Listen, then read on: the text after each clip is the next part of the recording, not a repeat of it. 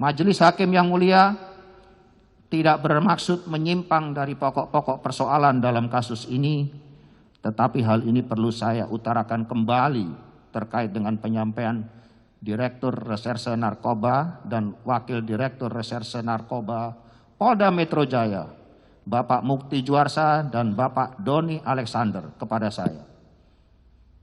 Mereka membisikkan di telinga saya dan mengatakan, mohon maaf Jenderal, mohon ampun Jenderal, ini semua atas perintah pimpinan.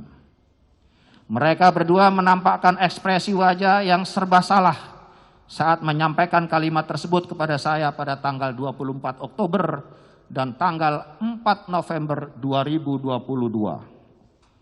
Situasi ini mengisyaratkan ada tekanan atau desakan dari pimpinan dalam tanda kutip agar saya terseret dalam kasus ini.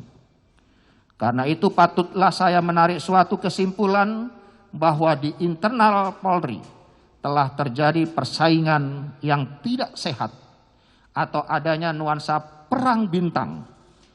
Sebagaimana dilansir oleh berbagai media massa arus utama pada beberapa waktu yang lalu.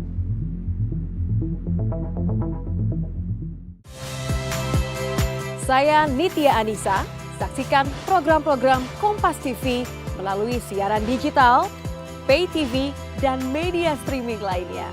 Kompas TV, independen, terpercaya.